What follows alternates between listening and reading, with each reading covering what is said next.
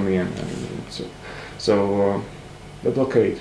How is that? Is that any good for this country? I don't believe that blockade is good for both Ukrainian economy and for integration of occupied territories. When we speak about economy, the big problem is that the separation line is just catching like traditional supply chains, and it means not only like usual suspects like in all military conflicts, like for example water pipelines or for example electricity lines, but also it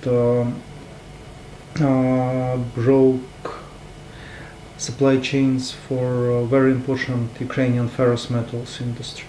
We need to understand that this industry appeared in Ukraine and technically even in Russian Empire on that place, not without reason.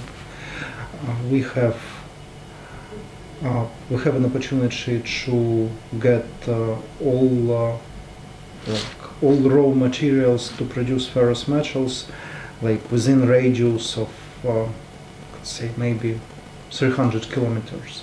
So you could get coal, you could get iron ore. You have seaport to transport the final product to its customers. You have railways that connect mines to enterprises like, for example, Avdiivka like coke producing plant. Like this supply chain was built during more than a century. Like it operates more than a century. It started appearing in the current format in times of Russian Empire at the end of 19th century.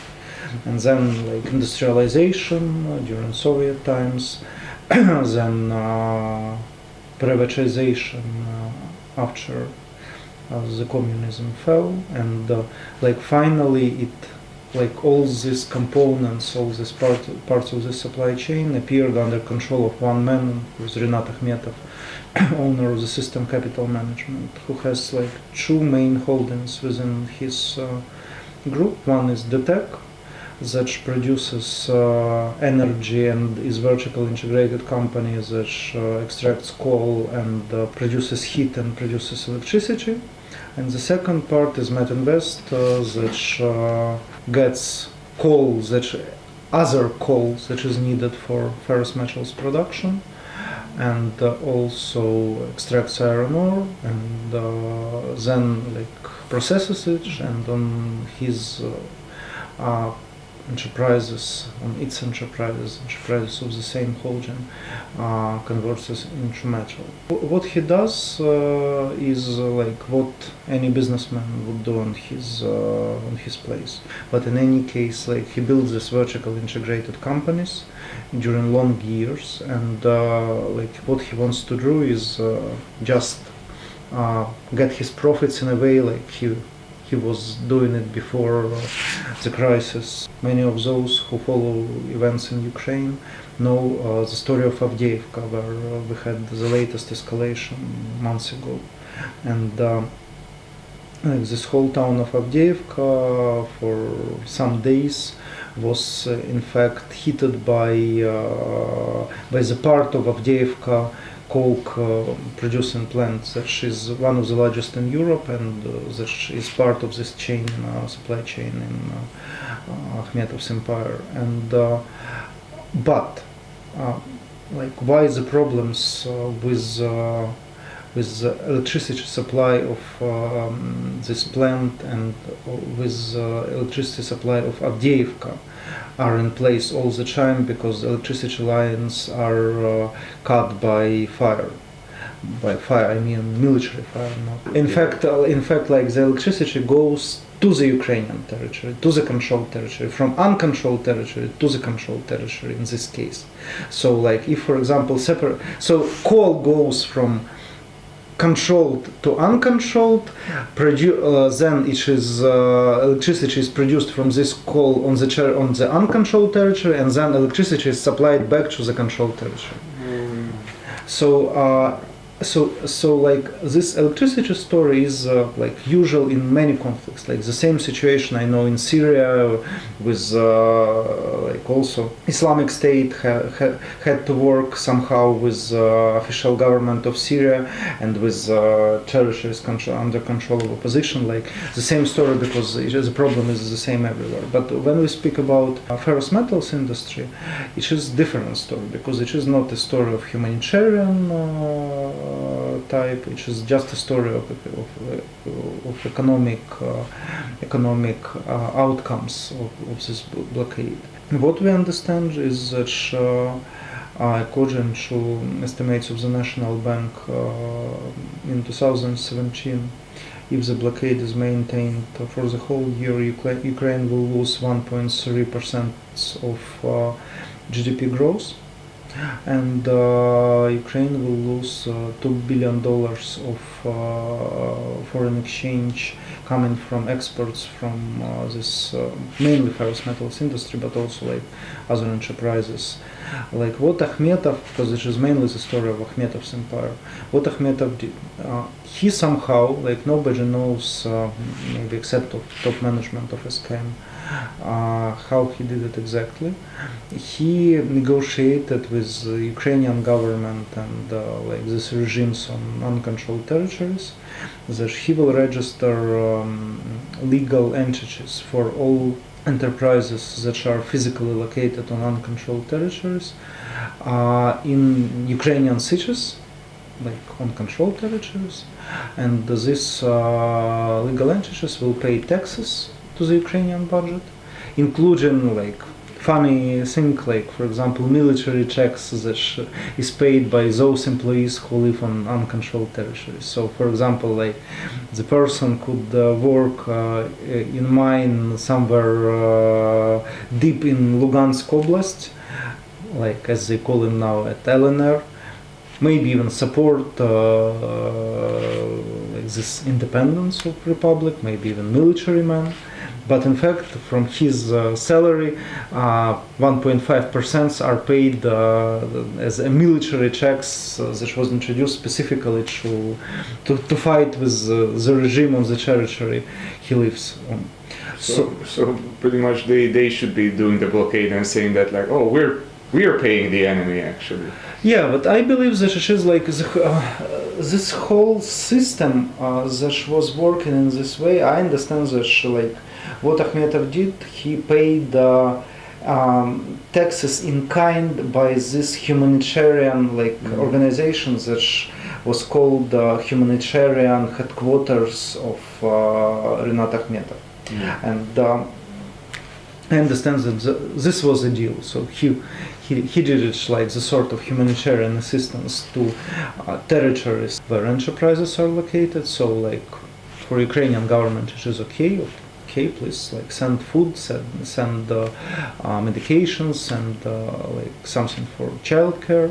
They were financed, and they are financed by Russia in amounts that like just cover their needs. And maybe like Russia also didn't want to spend too much money on it, so they wanted to restore as much economic output on this territory as possible, because like you could not export, you could not make a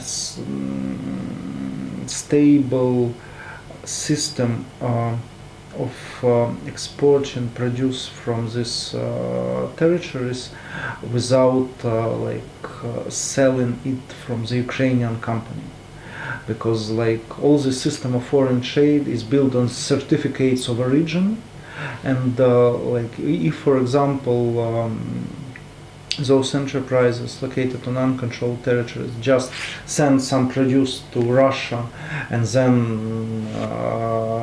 like some Russian company tries to re-export it from Russia as a Russian produce, it could finish in a very big problem for this company. For example, Severstal is re-exporting this produce, and it could result in full sanctions on Severstal, and like nobody will want it. So like technically like you could hide something, but like it could not be sustainable.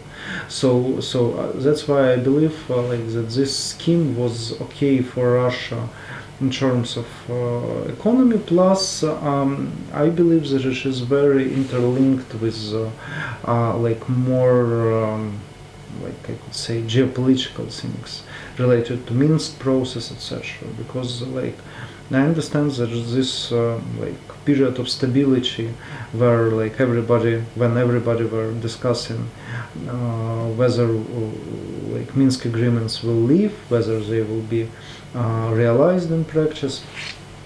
Like like during this period, Russia had some hope that they will integrate these territories into Ukraine on their terms. Like Ukraine was ready to integrate on the Ukrainian terms, that are completely different from the Russian terms. But for Ukraine, like maintaining status quo and conducting these negotiations for years was okay, in fact.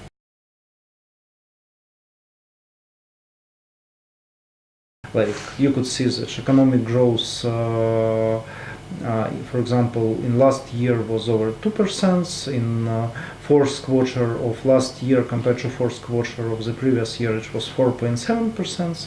So in fact, this shock from war, from changes, needed changes after Yanukovych regime fell. Like they finally, like this shock finally like lost a negative effect on the Ukrainian economy.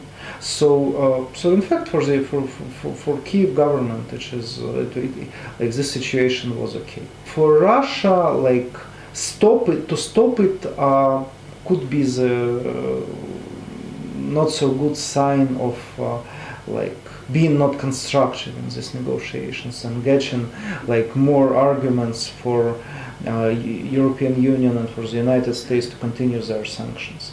So it was somehow maintained in a strange way, like with this employees paying taxes to the Ukrainian budget, including military tax, like getting hryvnias somehow, like they got money on their salary cards, and somehow like people went to the Ukrainian territory, took cash from cash machines, and then exchanged it somehow into rubles on this territory. So like it was like not a stable system, but at least it worked somehow.